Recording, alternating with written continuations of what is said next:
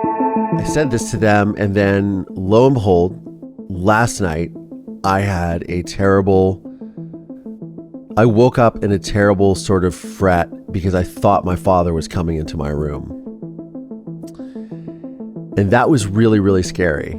And it reminds me of when Karen, who on YouTube wrote a comment, she said, so when you said something, told you don't look up when your dad came into the room after he killed your mom, I honestly think that was your mom trying to help protect yourself and live a long life. And I 100% agree with that. But it's wild that even still 32 years later, 33 years later, this sort of trauma still comes up for me. Testimony continued today in the most notorious criminal trial in Richland County history. Dr. John Boyle is accused of killing his wife Noreen and burying her body in the basement of his new home in Erie, Pennsylvania. The 12-year-old son finally took the stand. As I heard a scream, I heard a thud. It was about this loud. We, the jury, find the defendant guilty. When I was 12 years old, my testimony sent my father to prison for murdering my mother. This podcast serves as a type of therapy and reconciliation for myself, and it is my hope that it helps anyone who has experienced deception, betrayal, and dark trauma. I'm Collier Landry, and this is Moving Past Murder. Hey movers, welcome back to another episode of Moving Past Murder. I'm your host, Collier Landry, and what's going on? That's the last time you'll hear that for 2022. This is my year-end episode, and man, it has been quite a year. Now, today is December 30th, 2022, and it is the day before the anniversary of my mother's murder. It was interesting because I was talking to a fellow survivor the other day. We were discussing dreams and nightmares and things of that nature. And I was telling them, I haven't really had any dreams or nightmares or anything recently. And I was often plagued by that. And normally and I don't know if it's just because it's in my mind or it's top of mind, I usually wake up at the same time on December 31st. Just like I did December 31st, 1989, when I heard my mother get murdered. And I said this to them, and then lo and behold, last night I woke up in a terrible sort of fret because I thought my father was coming into my room. And that was really, really scary. And it reminds me of when Karen, who on YouTube wrote a comment, she said, so when you said something, told you don't look up when your dad came into the room after he killed your mom, I honestly think that was your mom trying to help protect yourself and live a long life. And I 100% agree with that. But it's wild that even still 32 years later, 33 years later, this sort of trauma still comes up for me.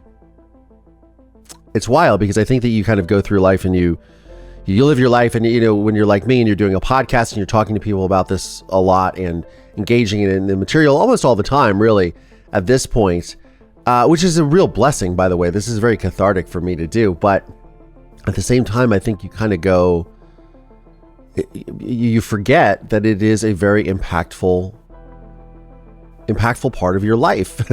And, you do move past it, and this program is called Moving Past Murder. That's what this is about. That's what this show is developing into, is moving past these circumstances and coping with life on your own terms, right? And not letting these events define you. And it's odd because, sometimes I just don't realize it. I have a lot of friends who are survivors that will be triggered by certain things, whether it be loud sounds, somebody being shoved in the back in a line in a grocery store, or being, in very crowded places, can trigger a lot of people. And I guess I've almost become desensitized to, I think, what my triggers might be. And last night's dream, and I woke up at it was like 5 a.m. I woke up and I just thought, what's going on? And I realized that I was that I was older, I was in a safe place, but I had a moment of about 30 seconds of just sheer terror. And I kind of realized, I woke up and I kind of went into the kitchen, I got some water, and I just started thinking, this is just something that I am always going to live with, whether I want to or not. And I think it's a very common, there's interesting books out about complex PTSD and things of that nature. And I think that ultimately these are things that you will be living with the rest of your life. And for those of you that are experiencing that, I'm here with you. And that's what this program is about, to share that. This year, this podcast has really grown into something that I had really hoped it would. And that is all because of you guys, my listeners, my viewers on YouTube, my Patreon supporters, which I want to give a special shout out to this week's Patreon supporters, Gina Amarino, Sarah, and Siobhan Neal. I apologize if I didn't pronounce your names correctly, but thank you for your support. It helps to keep the lights on and make this program happen. But I want to, just thank everyone because it has been such an amazing year. And I want to get into that. Also this week, I'm very grateful because I finally got verified on Instagram. So for those of you that have reached out, and there's been a lot of you, about fake accounts, people contacting you, that should all finally stop, which will be awesome because I don't have to answer these messages, because I get probably 50 or 60 a week about these fake accounts, whether they be on TikTok or Instagram or Facebook. So hopefully at least the Facebook and Instagram ones will go away. Also, starting on January 2nd, my Survivor Squad co-host, Tara Newell, and I will be doing our Moving Past Trauma workshops, and they will start on January 2nd. Now, this is going to be a 5-week revolving course, and which means if you don't catch week 1, you will catch it on the flip side. So if you join, 2 weeks in, you can catch up. You'll do week, 3, 4, 5, and then week 1 and 2. It's kind of a revolving. It's a live course. We do it on Mondays. And I'm really looking forward to everyone joining if you would like to. There is a link to sign up and a discount code for the course in the show notes of today's episode. I want to get to this week's listener question, or really comment, from YouTube. This is from Camila Milk. It says, Collier, this letter moved me, made me feel bad for him. He knows how to make you feel bad for him, but he really did it to himself.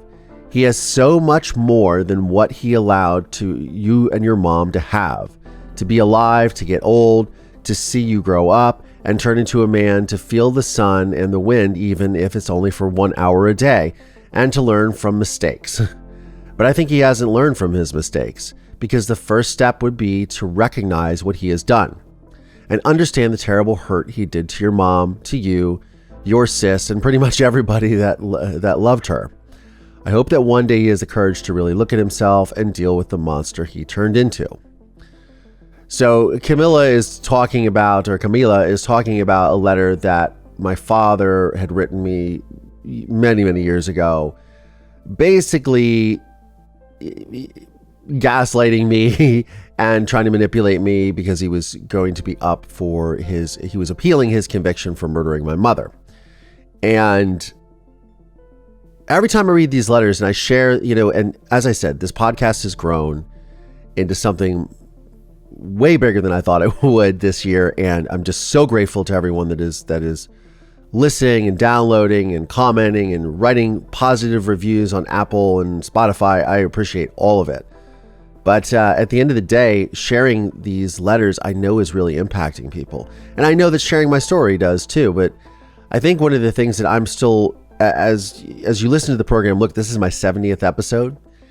And this is still a process for me 30 years later of still dealing with all this. I mean, look, I made a film about, and I confront my father in the film, A Murder and Manslaughter. If you haven't seen it, check it out. It is on my Patreon, but it's also on Investigation Discovery and Hulu. But I'm constantly still in this process of dealing with everything. Like I explained, a few minutes ago, with maybe not even realizing when certain things are triggering me. And that is something that I need to be really keenly aware of, because going through this type of healing and healing from this type of trauma is a process, and it just does not happen overnight. You are constantly dealing with it. But I feel like sharing these letters and sharing that process, and I discover more. And look, in the new year, I'm going to have many new episodes with tapes from conversations from my father that have come out, new letters that he has sent other members of my family that they've shared with me, and other things that took place over the years that he's been incarcerated. And there's more to this story that keeps evolving, and it's, you guys are literally witnessing me in still discovering. I mean, 10, 15 episodes ago, I finally interviewed the judge for my father's trial. Check it out. I'll put links to that in today's show notes. But there are still things that I'm learning about that you would think that I would have already known, right? I even made a film about it. And as I get into writing a book this year and sharing my personal story, I just keep discovering more and more and more. It is unfortunately the gift that keeps on giving in a lot of ways. So back to the dream and just recovering, sort of thinking about all that. For those of you watching on YouTube, but I talk about this in when I testified at trial, but this is my Batman clock that I looked at on the wall, which told me the timing of when I heard my mother's murder. I'm going to get into my whole affinity for Batman in other episodes, because my timing of discovering Batman in my life and what happened to me shortly thereafter is odd, to say the least, or very coincidental. Yeah, so that was how I knew the time, and it's something that I think about. And even this morning, I know that I will probably wake up at 3:30, and maybe it's again a self-fulfilling prophecy. If I wake up between, like it's 3:18 was really the time that I remember AM of the murder occurring. So I think that, again, it might be top of mind when it happens. It's just something that I just keep, I don't know. This is a process, and not to, blabber on and on about it. But again, you're listening to this podcast, witnessing someone who is still coping with everything that they've been through, and hopefully having a positive impact, which I think I am. But enough of that. There was something that I got a great quote when I was in high school from a boss of mine when I worked at Play It Again Sports, and he said, "Life is a matter of perspective." And I keep this little list in my wallet and this little quote, and it just reminds me that you've got to look at your perspective on life when viewing. And here's the thing. This has been a year full of a lot of challenges for many people, but I mean, some great highlights of this year for me with this podcast is the fact that the podcast has grown exponentially. And a lot of that has been due to you guys, my audience, and tuning in and telling friends and family, but also the work of people like Christine O'Donnell from Bright-Sighted, Brenda Fisher from Untamed River Management, a lot of people helping out. And I've, in this year, really branched out. I mean, I went to a podcast convention earlier this year, Podcast Evolutions here in Los Angeles, and I was able to meet a good friend of mine, Jill Teets, who runs Sober Powered, and now I'm on her network, Sober Powered Media.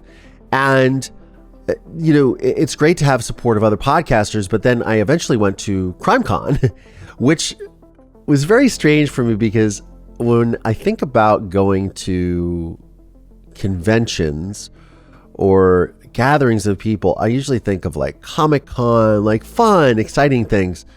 But yes, I was shocked to learn that there really is a convention centered around true crime. And again, as someone who was forced into this true crime sort of lifestyle, as many people are, by the way, like it's not like, when you're a survivor of something like this that you did this because you wanted to be, but the fascination and obsession with it is still something that I really, really have to get a hold on, because I don't know. I just it fascinates me. It fascinates me and also disturbs me. how obsessed people can be with true crime. So when you go to these conventions, there's just legit, and look, the people that are there are very caring and kind and very supportive, but they really dive into some stuff. But, I got into discussing this with my fellow survivors right before CrimeCon with Tara Newell and Kara Robinson Chamberlain. I'll have a link to that in the show notes as well. That episode we did live on YouTube. But it's interesting. I had a lot of things this year happen that really shaped my perspective. But my dear friend Tara Newell got me involved with a group of survivors. And I got to know her. I got to know Lenora Claire. I got to know Sarah Turney, Kara Robinson Chamberlain, like I mentioned, and other survivors and victims advocates that have come into my orbit. And that is one of the things I'm really, really grateful for, because I think that I know that often people will reach out to me from hearing the podcast or hearing my story, that they know that they're not alone. And I realize that I'm not alone, but sometimes I really don't realize that. And so being able to have a support network with other victims, other survivors who are living their best life, right? Despite of the circumstances that they've been through, and using that and channeling that into a message of hope and inspiring others is a wonderful feeling to have that close-knit group be a part of, just a text message away. So I'm very, very grateful for that. I'm grateful that I got to meet so many podcast hosts, and I met a lot there. Tyler Allen from Minds of Madness did a beautiful episode called The Brass Ring about my story with my mother. Very well done. It came out, I believe, around August 29th this year. A fantastic episode. Like I said, I met Jill Teets from Sober Powered, Sarah Turney, Voices for Justice, who started her podcast much like me, but in a different direction of she was looking to be an advocate for her sister who was murdered. And that case is now ongoing, and I wish her all the best with that, because they're actively seeking justice for it. And she has done so much for other victims and families, and support them to highlight their cases to gain more attention, which draws the eyes of law enforcement and will hopefully find some resolution for these families. So I'm so grateful to have met her. Jamie Beebe and Jake Deptula from Strictly Stalking, Strictly Stalking is a great podcast that allows victims to share their stories about stalking, which I feel is something that is very, very sort of goes under the radar a lot of times as a victimization. In fact, Lenora Claire, who was a guest of mine on a previous episode, she is known as the Erin Brockovich of stalking, and she talked about how stalking is almost like murder in slow motion. It really is true when you think about it. And she is actively working here in the Los Angeles area and around the country with helping to develop laws against that, against stalking, cyber stalking, and to really raise awareness, just like Tara Newell had raised awareness with passing a law here in California against coercive control, or recognizing it as an actual offense committed against someone. And I feel more and more as these conversations continue to happen, these things are brought to light, because I personally feel, and after discussing with so many people, look, we all came through the global pandemic where we were literally cooped up. I wasn't, but many people were cooped up with spouses or partners or families, and they could not go to a place where they could find solace. They could be by themselves. They could go to the gym. They could go to work. They could go to school.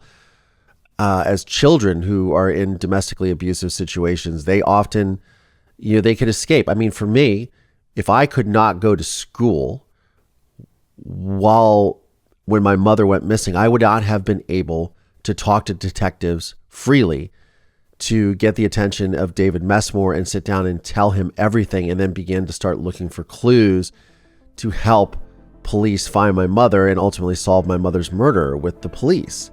And it is something that really terrifies me that children don't have those opportunities, because for me, at least, I had that where I could get away. Now, eventually, obviously, as I've talked about in past episodes, it appeared that my father started realizing what I was doing, and then that's when he wanted to take me to Florida, and I convinced Dave Messmore, said I'm not coming back from Florida, which he ultimately knew as well. But it's scary when you think about how these people have revealed themselves and been able to covertly abuse people in these situations. And so being able to start these conversations or ignite these conversations really has been so helpful for my audience and for people who have tuned in. And somebody had said to me over this last year, you only see the people that you do impact. Those are the people that reach out, but think about the people that you're impacting that you don't hear from. That's a really powerful statement. And I think that is something ultimately that my mother would be very, very proud of. And I'm proud of it too. So finding ways to support and share what I've been through, whether that be through TikTok. So I've developed an amazing TikTok fam this year, all 313,000 of you right now. Thank you so much for your support. I found them middle of the year, right around CrimeCon, and you guys really gravitated towards my story and me being open and sharing that. So thank you so much for that. But I think about, the situations that surround the narcissism, psychopathy, sociopathy, gaslighting, all of these things. And I was interviewed with Tara on Dr. Ramani's podcast on Red Table Talk a couple months ago. And one of the things that I really started to understand this year, and after talking to someone who is so specialized in talking about narcissism and understanding, her podcast is called Navigating Narcissism, is that she explained to me that my father is a psychopath. So going back to Camila's original comment at the top of the program, I don't think that my father will ever get to a place of remorse because he is incapable of that, because he's a psychopath. He really is. And Dr. Phil told me that. I wasn't sure. I always thought he was a sociopath, but learning from her on her program how a psychopath is someone who is methodical in what they do. And even in the episode when I'm talking to Judge Henson, I believe it's episode 55 of this podcast, discovering the process of which my father literally spent all of this time and energy and focus into the murder and the premeditation of that murder, because I think for so long a lot of people didn't realize it was premeditated. But my father had been planning my mother's murder for months, went as far as even to buy a house where he would have her crypt. And it's something that is just anyways. And look, this year and I have been so blessed this year to be in the New York Post, the Independent, the Guardian, Vice, been mentioned in Rolling Stone, Yahoo News, BuzzFeed. I wrote an article for Newsweek about a month ago. There's been a lot of blessings that have come out of all of this. But, again, this year hasn't been without its hardships for me and people around the world. Look, there's a war in Ukraine, catastrophic weather events, geopolitical unrest, which just seems to plague us every year. And those are real things. And then closer to home, we are experiencing the effects of inflation that have taken hold for every household in this country, including my own. And it's been a real struggle. This has been, people that had hopes and dreams of doing bigger things, those hopes and dreams sometimes were put on hold this year. And that's unfortunate. For me, doing this podcast is literally a labor of love every week, bringing these episodes on, Apple, Spotify, on YouTube, on my website. It's all a monumental amount of work. And while I work a job as a filmmaker, and just to be able to have the support of you guys listening is just great. But every year, despite the hardships, and I was talking to a friend of mine who said to me, how she was bummed out about putting some of those goals and dreams on hold this year because of certain economic situations and stuff. And she's like, "Oh, this year was just shit." And I said, well, let's look at it a different way. And this she had just had a granddaughter, which she was super happy about. She's like, "Oh, yeah. And I was like, "Hey, you got to see me twice. I haven't seen you in almost 5-6 years." And she's like, "Oh my God, that's right. I got to see you and everything." And it's, again, I go back to your perspective.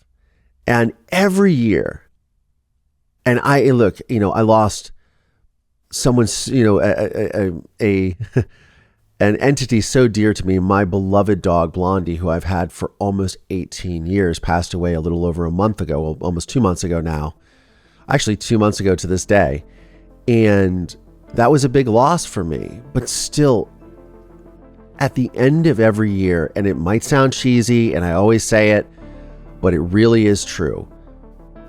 I always say that this year was the best year of my life. I really believe that. I mean that with 100% certainty. And as I was saying before, life really is a matter of perspective. And look, when I'm talking to my friend, her perspective begins to change, and she realizes that, like, oh, there are really beautiful things that are happening, that have happened in my life. And it's great to do that. And I was driving back yesterday from the gym, and there was a group of people leaving a restaurant, and they were laughing and joking and having a good time, smiling. And I thought, they're experiencing the same things we are, but they're still choosing, again, to be happy and have a brighter perspective on life. And as Karen said in her message earlier, from my perspective, I'm glad I chose to not look up. I'm Collier Landry, and this is Moving Past Murder. I'll see y'all next year.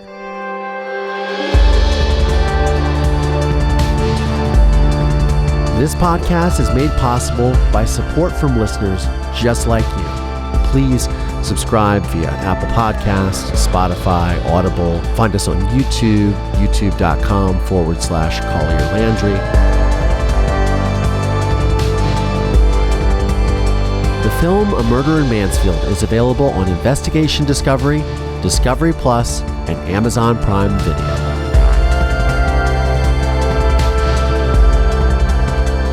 This podcast is a production of Don't Touch My Radio.